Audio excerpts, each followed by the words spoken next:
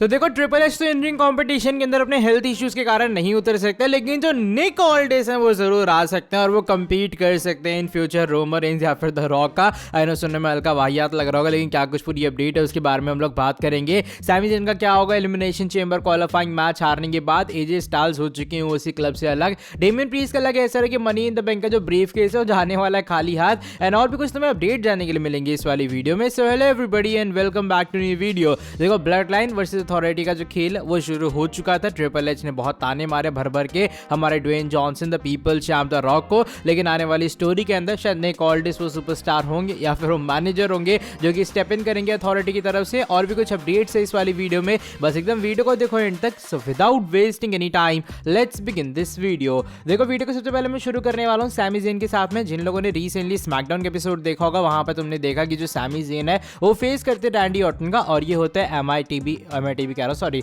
Elimination chamber का qualifying match, और जो विनर होता वो जाता है एलिमिनेशन चेंबर मैच के अंदर, उसका जो विनर है ताकि वो फेस करे सेथ रॉलिंस का। अब मैच के अंदर रैंडी ऑर्टन की विक्ट्री हो चुकी है और सैमी ज़ेन की हार हो चुकी है। तो सैमी ज़ेन बहुत अपसेट टाइप से दिखाई दे रहे थे मैच खत्म होने के बाद, एंड इवन बैक स्टेज के ऊपर वो कह भी रहे थे कि भाई ऑर्टन से हारना उनके लिए कोई ऐसे शर्मिंदगी वाली बात नहीं है, लेकिन फिर भी वो ऐसे हारना नहीं चाह रहे थे। तो ये कुछ बातें यहाँ पर हुई थी, लेकिन अब देखो अपडेट आई है सामने। अपडेट के अकॉर्डिंग सैमी ज़ेन के जो फैंस हैं उन्हें ज्यादा कुछ टेंशन लेने वाली बात नहीं है, बिकॉज जो ज़ेन है WWE उनके लिए कुछ बड़ा ही प्लान कर रही है, एंड जो रोड टू रेसलमेनिया होगी शायद वो उनके लिए हल्की सी लो डाउन वाली हो, लेकिन मनी इन द बैंक के अराउंड जो सैमी ज़ेन है उन्हें शायद अच्छा खासा पुश मिलने वाला है कंपनी के अंदर करेंटली। ये वो कुछ अपडेट आई है सामने जो कि मुझे लगा तुम लोगों को देनी चाहिए कि सैमी ज़ेन को लेकर WWE के पास श्योरली प्लान्स हैं। और मैंने बात पहले भी पॉइंट आउट की थी कि जो सैमी ज़ेन है उनका होम टाउन है जहां पर इस साल मनी इन द बैंक का क्वालिफाइंग मैचेस वगैरह होंगे, और sorry money in the bank खुद लैडर मैच होने वाला है। तो उससे ये पता लगता है कि WWE शायद सैमी ज़ेन को वो MITB जो है वो भी जितवा सकती है। बाकी देखते हैं क्या होता है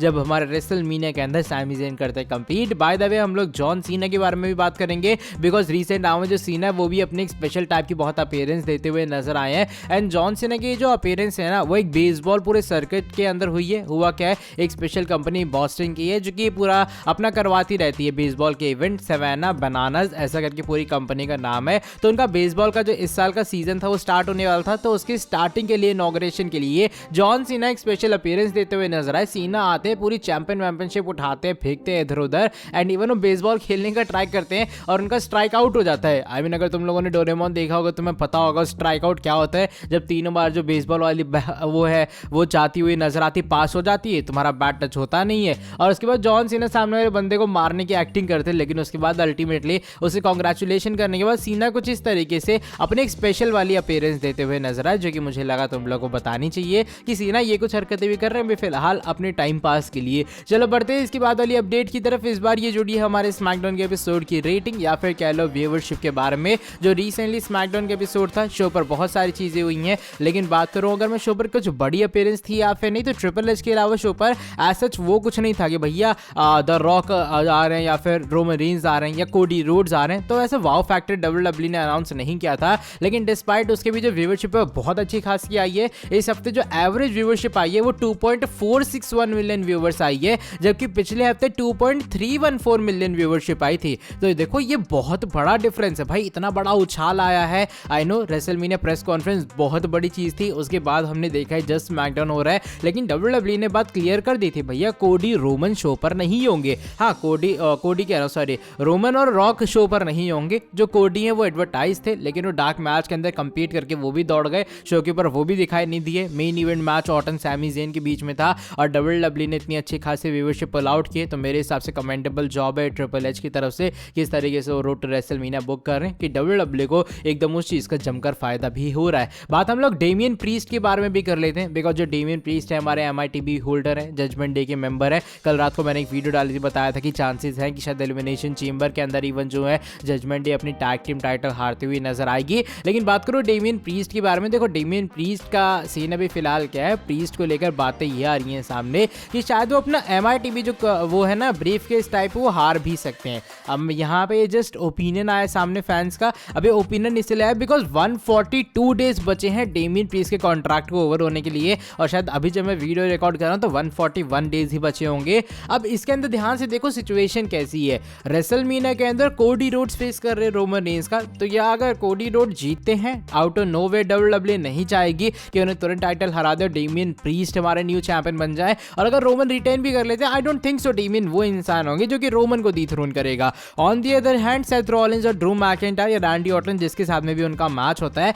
मान लो मैकिंटायर जीतने तो WWE मैकिंटायर से इतनी जल्दी चैंपियनशिप नहीं ले लेगी। वो बेबी फेस सुपरस्टार नहीं, वो भी हील कैरेक्टर ही है। तो इससे देख के क्या पता लग रहा है कि कहीं ना अब सिचुएशन ऐसी आ चुकी है कि WWE चाहकर भी डेमियन प्रीस्ट को अपना वो मनी इन द बैंक का जो ब्रीफ केस है उसको सक्सेसफुल कैश इन नहीं करवा सकती है। पहले सिचुएशन आई थी मंडे नाइट रॉ एपिसोड्स के अंदर जहां पर सेथ रॉलिंस की इंजरी की बातें आ रही थी, तो मुझे लगा शायद वहां पर चीजें सक्सेसफुल हो सकती थी, लेकिन अब WWE के लिए चीजें बहुत डिले या फिर लेट हो चुकी हैं। बाकी देखो क्या होता है। फिलहाल ये फैंस का जस्ट एक ओपिनियन आया सामने कि अब डेमियन प्रीस्ट के हाथ से तो money in the bank brief case जा ही चुका है। बात हम लोग आज की हमारी सिंगल लास्ट स्टोरी के बारे में भी कर लेते हैं, जो कि फिनोमिनल वन एजे स्टाइल्स के बारे में जुड़ी है। एजे स्टाइल्स स्मैकडाउन के अंदर कंपीट कर रहे थे, वो था ड्रू मैकिंटायर के खिलाफ एक अपना एलिमिनेशन चेंबर क्वालिफाइंग मैच। पता नहीं मेरे मुंह से बार बार MITB क्यों निकल रहा है, लेकिन मैच एंड होता है जब LA नाइट डिस्ट्रैक्शन देते हैं और ड्रू मैकिंटायर की विक्ट्री हो जाती है। बाय द वे इसी मैच के दौरान वेड बैरेट कमेंट्री में ये बात कंफर्म कर देते हैं कि अब जो एजे स्टाइल्स है वो OC क्लब से अलग हो चुके हैं, यानी कि अब जो OC क्लब है वो एक अलग चीज है और एजे स्टाइल्स उस फैक्शन से पूरी तरीके से अलग हो चुके हैं। अब कंपनी के अंदर एक बार फिर से जो एजे स्टाइल्स है इवेंचुअली एक सिंगल स्टार की तरह रेसल करने वाले हैं। इसका मतलब ये है कि WWE वाले अब जो फैक्शन वैक्शन वाली जो चीज थी ना एजे स्टाइल्स को उससे थोड़ा अलग कर दी है, उससे दूर कर दी है। बाकी देखो क्या होता है आने वाले टाइम में। फिलहाल तो वो LA नाइट के साथ में फ्यूड कर रहे हैं। मुझे पता नहीं क्यों ऐसा लगता है कि शायद वो किसी या US टाइटल मैच के मल्टीमैन मैच में होंगे या फिर एजे स्टाइल्स LA नाइट का ही आमना सामना करेंगे रेसलमेनिया के अंदर। बात हम लोग आज की हमारी फाइनल स्टोरी के बारे में करते हैं, जो कि Nick Aldis, Roman Reigns and bloodline की पूरे फ्यूड के बारे में जुड़ी है। जैसे मैंने कहा कि भैया अथॉरिटी वर्सेस ब्लड लाइन धीरे धीरे करके सेटअप हो रहा है। ट्रिपल एच ने आके भयंकर ताने मारे रॉक को, और हमने जो कॉन्फ्रंटेशन देखी थी triple H the rock Roman reigns को लेकर रेसलमेनिया प्रेस कॉन्फ्रेंस की जस्ट इवेंट के बाद, तो यहाँ पर रिसेंटली देखो बात तो ये आई है सामने कि ट्रिपल एच किसी भी कंडीशन में रेसल तो नहीं करेंगे, वो परमानेंटली रिंग से जा चुके हैं। उनकी हेल्थ इश्यूज के कारण वो रिंग के अंदर कदम रखने का या फिर ज्यादा फिजिकलिटी का भी वो कहते हैं ना जोखिम भरे